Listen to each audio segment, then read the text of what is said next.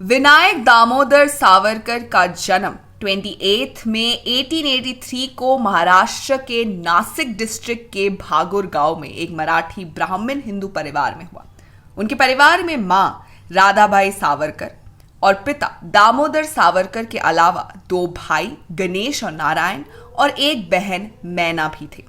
जब Vinayak high school में थे तभी से उन्होंने आजादी के संग्रामों में भाग लेना शुरू कर दिया था। विनायक दामोदर सावरकर एक फ्रीडम फाइटर होने के साथ साथ एक कट्टर हिंदू भी थे। जब वो 12 साल के थे तो उन्होंने अपने कुछ साथियों के साथ मिलकर गांव की मस्जिद पर हमला कर दिया था, जिसकी वजह से वहां पर हिंदू मुस्लिम दंगे हो गए थे। साल 1903 में नासिक में विनायक ने अपने भाई गणेश के साथ मिलकर मित्र मेला की शुरुआत की थी। मित्र मेला एक गुप्त क्रांतिकारी संगठन था जिसका नाम साल 1906 में बदलकर अभिनव भारत सोसाइटी रख दिया था। अभिनव भारत सोसाइटी का मेन इंटेंशन ब्रिटिश राज को उखाड़ कर फेंक देना और हिंदुत्व को फिर से जीवित करना था। विनायक ने एक स्टूडेंट के तौर पर फर्ग्यूसन कॉलेज पुणे में भी ब्रिटिश के खिलाफ आवाज उठाना जारी रखा था। विनायक क्रांतिकारी लीडर लोकमान्य तिलक से काफी ज्यादा प्रभावित थे। लोकमान्य तिलक भी विनायक के आजादी के जोश और जज्बे को देखकर उनसे इंप्रेस हो गए थे, जिसके बाद तिलक ने विनायक की लंदन में लॉ की पढ़ाई करने के लिए शिवाजी स्कॉलरशिप दिलवाने में काफी मदद भी की थी। लंदन जाकर विनायक ने अपने आप को इंडिया हाउस और फ्री इंडिया सोसाइटी जैसे क्रांतिकारी संगठन से खुद को जोड़ लिया था। लंदन में रहकर लॉ की पढ़ाई के दौरान उन्होंने कुछ बुक भी लिखी थी, जिनमें उन्होंने क्रांतिकारी तरीकों से इंडिया को ब्रिटिशर्स से आजाद करने को जस्टिफाई किया था। विनायक के द्वारा लिखी गई एक बुक थी the Indian war of independence, जो उन्होंने 1857 में हुए विद्रोह के ऊपर लिखी थी और जिसे बाद में ब्रिटिश सरकार ने बैन कर दिया था। विनायक एक इटालियन क्रांतिकारी लीडर जुसेप्पे मैत्सीनी की लाइफ और उनके विचारों से भी काफी ज्यादा प्रभावित थे। लंदन में रहने के दौरान विनायक ने जुसेप्पे की बायोग्राफी को मराठी में ट्रांसलेट किया था। साल 1909 में विनायक के एक साथी स्टूडेंट मदन लाल ढींगरा ने एक ब्रिटिश ऑफिसर सर विलियम हटकर्जन वाइली की हत्या कर दी थी, जिसके बाद ब्रिटिश ऑफिसर मार्क जुर्गेसमेयर द्वारा विनायक पर यह इल्जाम लगाया गया था कि उन्होंने ही मदन लाल को वो गन सप्लाई की थी जिससे विलियम हट की हत्या की गई है। मार्क ने यह भी इल्जाम लगाया था कि विलियम हट के मर्डर के लिए जब मदन लाल को फांसी दी जाने वाली थी तब मदन लाल ने अपने आखिरी बयान में वही सब बोला था जो विनायक ने मदन लाल को बोलने के लिए कहा था। विलियम हट की हत्या के थोड़े समय के बाद ही विनायक मोहनदास करमचंद गांधी से लंदन में मिलते हैं। लंदन में रहने के दौरान गांधी जी ने विनायक और दूसरे क्रांतिकारियों से हिंसा के तरीके से ब्रिटिशर्स से लड़ने के बारे में बहस भी की थी। दूसरी तरफ इंडिया में साल 1909 में विनायक के भाई गणेश सावरकर ने ब्रिटिश सरकार के मार्लिमेंटो रिफॉर्म्स के खिलाफ एक हथियार बंद विद्रोह शुरू कर दिया था। लंदन में विनायक सावरकर के ऊपर ब्रिटिश सरकार को इंडिया से उखाड़ फेंकने की साजिश में शामिल होने और कई ब्रिटिश ऑफिसर्स की हत्या करने का इल्जाम लगाया जाता है। ब्रिटिश सरकार विनायक को लेकर काफी परेशान और डरी हुई थी, क्योंकि विनायक की लिखी बुक्स पढ़कर और उनके क्रांतिकारी भाषण सुनकर कई युवा क्रांतिकारी बनने और ब्रिटिश सरकार के खिलाफ आवाज उठाने के लिए प्रेरित हो रहे थे, जो कि ब्रिटिश सरकार के लिए बिल्कुल भी अच्छा नहीं था। इसीलिए ब्रिटिश सरकार विनायक सावरकर को जल्द से जल्द पकड़ना चाहती थी। अरेस्ट होने से बचने के लिए वो पेरिस में स्थित भिकाजी रस्टम कामा के घर पर छुप जाते हैं, लेकिन अपने दोस्तों के मना करने के बावजूद विनायक कुछ समय भिकाजी कामा के घर पर रहने के बाद वापस लंदन लौट आते हैं। 13 मार्च 1910 को विनायक को हथियार बांटने, ब्रिटिश सरकार के खिलाफ विद्रोह भड़काने और ब्रिटिश सरकार के खिलाफ हेट स्पीच देने के जुर्म में अरेस्ट कर लिया जाता है। विनायक को अरेस्ट करने के दौरान उनके पास कई सारे क्रांतिकारी भाषण और खुद की लिखी हुई बैंड बुक्स की कॉपीज भी मिलती है।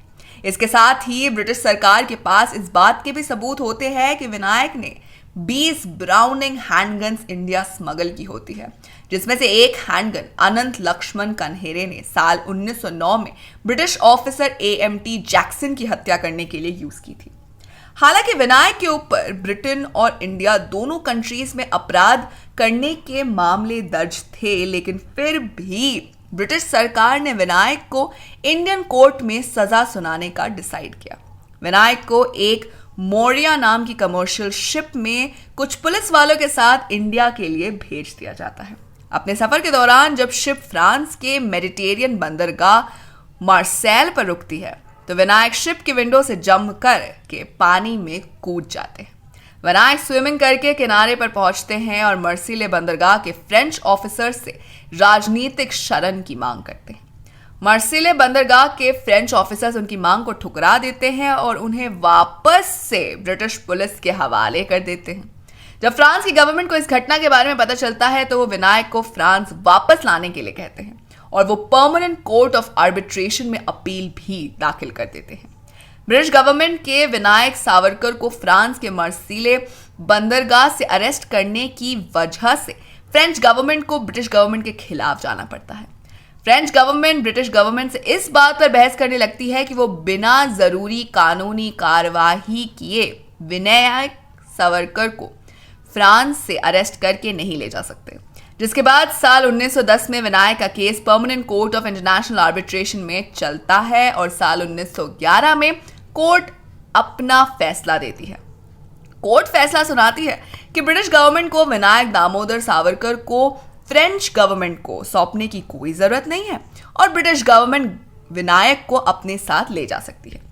कोर्ट का फैसला आने के बाद ब्रिटिश गवर्नमेंट विनायक सावरकर को इंडिया वापस ले आती है। बॉम्बे आने के बाद विनायक को पुणे की येड़वाड़ा जेल में ले जाया जाता है।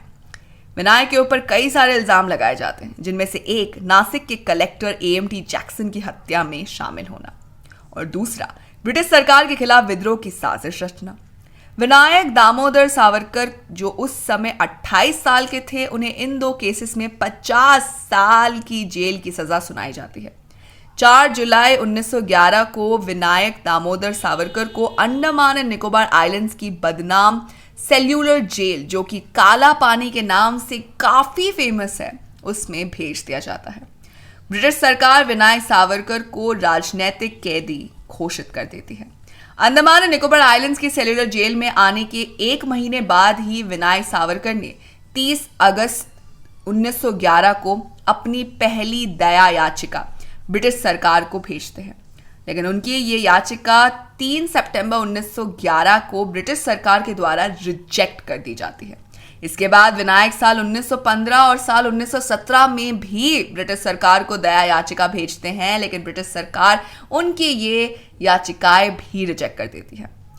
2 मई 1921 को विनायक सावरकर को अंडमान एंड निकोबार आइलैंड्स की सेल्यूलर जेल से निकालकर रत्नागिरी की जेल में शिफ्ट कर दिया जाता है। जेल में रहने के दौरान उन्होंने अपनी ऑटोबायोग्राफी भी लिखी थी, जिसके बाद से वो अपने नाम के आगे वीर लिखने लगे थे और सब लोग उन्हें विनायक सावरकर की जगह वीर सावरकर कहकर बुलाने लगे थे। 6 जनवरी 1924 को वीर सावरकर को जेल से छोड़ दिया जाता है, लेकिन उन्हें रत्नागिरी डिस्ट्रिक्ट छोड़कर जाने से मनाही थी। साल 1937 में वीर सावरकर को पूरी तरह से फ्री कर दिया जाता है। 30 जनवरी 1948 के दिन नथुराम गोडसे गांधी जी की हत्या कर देते हैं, जिसके बाद 5 फरवरी 1948 को वीर सावरकर को गांधी जी की हत्या की साजिश रचने के जुर्म में अरेस्ट कर लिया जाता है, लेकिन कोई सबूत ना होने की वजह से वीर सावरकर को छोड़ दिया जाता है। लेकिन इस घटना के बाद वीर सावरकर की जिंदगी आसान नहीं थी। हर कोई उन्हें गांधी जी का हत्यारा मानने लगा था। गुस्साई हुई भीड़ ने दादा बॉम्बे स्थित वीर सावरकर के घर पर पथराव भी किया था। 8 नवंबर 1963 को वीर सावरकर की पत्नी यमुना बाई की मौत हो जाती है और उसके ठीक 3 साल बाद 1 फरवरी 1966 को बीमारी के चलते वीर सावरकर की भी मौत हो जाती है।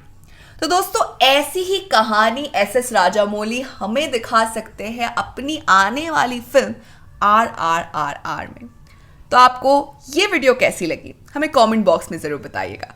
साथ ही अगर आपको वीडियो पसंद आई हो तो इसे लाइक कीजिए, दोस्तों के साथ शेयर कीजिए और फिल्मी दुनिया से जुड़े रहने के लिए सब्सक्राइब कीजिए हमारे चैनल बॉलीग्राड स्टूडियोज को।